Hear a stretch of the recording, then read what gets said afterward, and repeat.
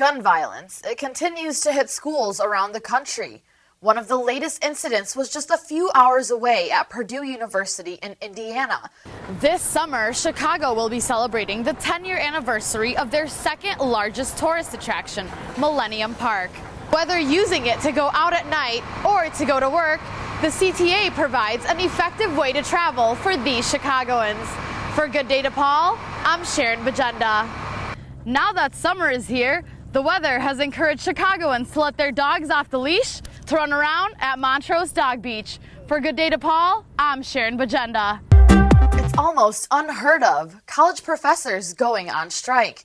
But it happened recently right here in Chicago at the University of Illinois, Chicago. Good Day DePaul's Shelley Leggett was there. With over 25,000 students and 5 campuses, DePaul is the nation's largest Catholic university. The Lincoln Park Zoo is open 365 days a year and admission is always free.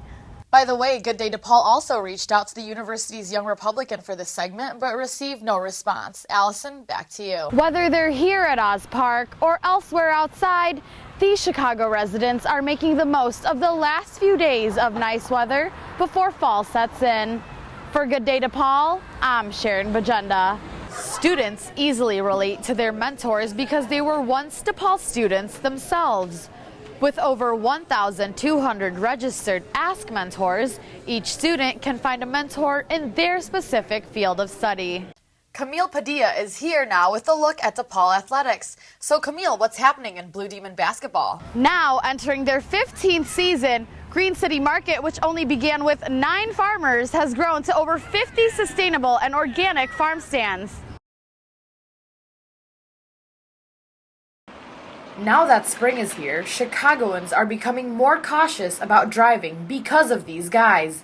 That's right, potholes. This year, Chicago had near record-breaking snowfall plus bitter cold, which means even more potholes will be forming as snow begins to melt. Driver Grace Saborski is a senior marketing major at DePaul. I commute every day from the suburbs down to the Loop, and I'm terrified that something will happen with my car from the potholes, because the potholes are extremely terrible this season. Potholes are caused when groundwater expands and contracts after going beneath the road pavement. At the beginning of February, Chicago had already filled nearly 100,000 potholes. These can cause significant damage to cars, mainly tires, rims, and axles, costing hundreds and even thousands of dollars to repair. Ernest Page, a stunt rally driver, says the potholes can be devastating to cars. Something like damaged shock absorbers, damaged tires, bubbles on the tires, and wheel alignment going out of sync, these are all things that happen because of going into potholes. In January, Mayor Emanuel directed city crews to fill potholes 7 days a week throughout the winter. This winter, City Hall has received about triple the number of pothole complaints compared to the 2 previous winters. Chicagoans can file claims if their car is damaged from a pothole by going to chycityclerk.com, filling out a form, and mailing it to the city clerk's office. But the process can take up to 18 months or longer, and there's no guarantee the claims will be paid in full or at all, leaving Chicago drivers frustrated. I'm trying to get to work, and it's like all these potholes. People are swaying back and forth to try to get to the side of the road that doesn't have a hole, and there's no side. I mean, when is the city going to get stuff together so we can get to work on time? People can call 311 to report a pothole that needs to be repaired. The city's website also has a pothole tracker, which tells residents which potholes have been filled. So for all you drivers out there, make sure to keep an eye out for these tire-blowing craters. I'm Sharon Bagenda for Good Day DePaul.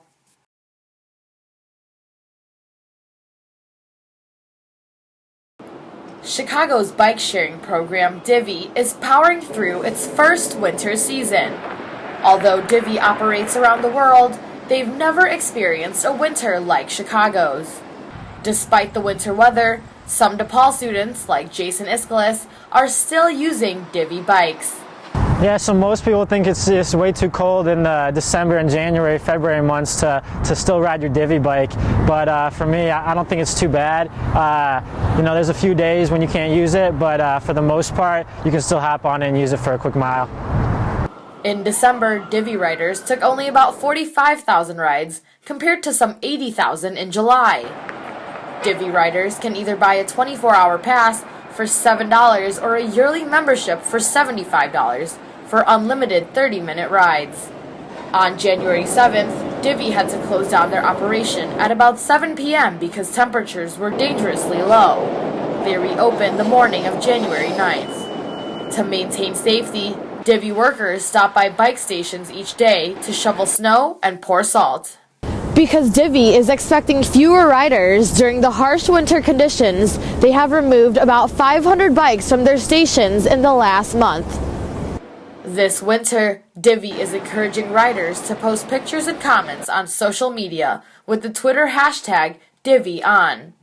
Ted Valeri, a Divvy rider, is the Director of Communications at Chicago's Active Transportation Alliance. This season I've been riding a Divvy, and the divvies are, they're maintained by professional mechanics. I think each of them during the winter is brought in for servicing at least once a month, and they clean them up and make sure that they're perfect for riding. So while I'm riding the divvy bike, I don't have to worry about keeping my own bike free from snow and slush. Divvy's membership has risen to about 11,000 members since June, and they're planning on adding 175 more bike stations and 1,750 bicycles in the spring. In the meantime, remember to bundle up and follow bike lane regulations before you divvy on. For Good Day to Paul, I'm Cearron Bagenda.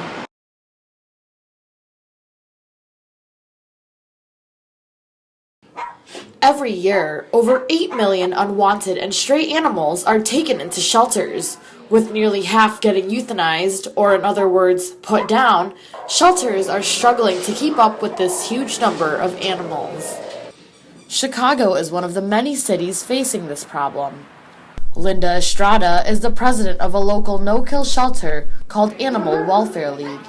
She sees this issue on a daily basis. A lot of shelters people look down upon, and they don't understand.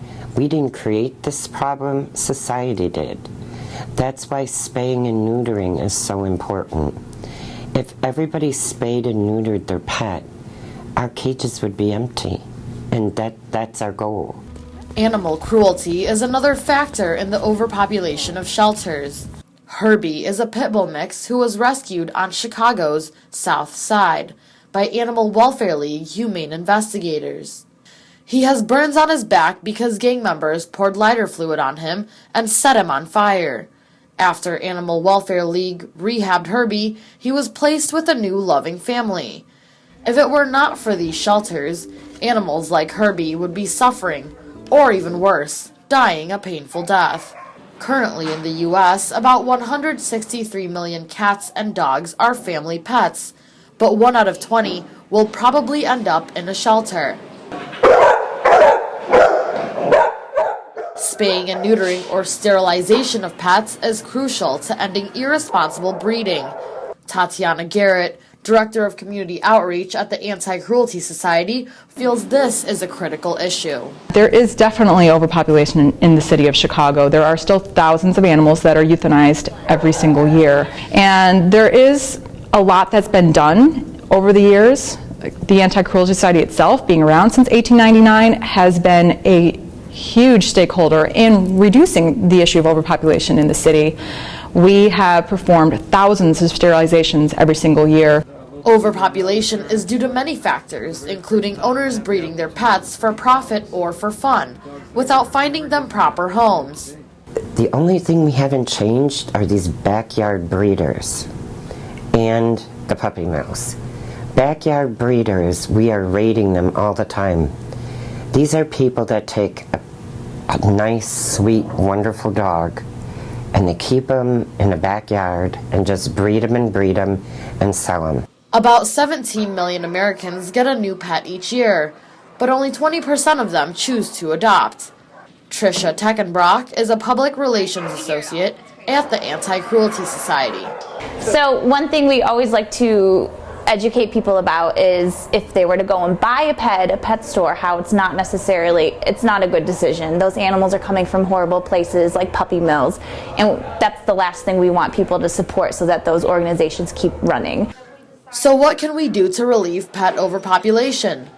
Well, spaying and neutering of pets is one solution.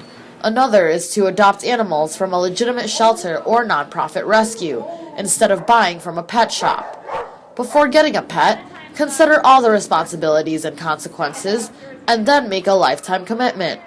Finally, educate children, family members, and friends about adoption and pet overpopulation.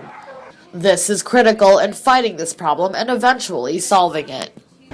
Irresponsible pet owners are the reason why shelters are overpopulated and animal cruelty still exists. For Good Day DePaul, I'm Cearron Bagenda.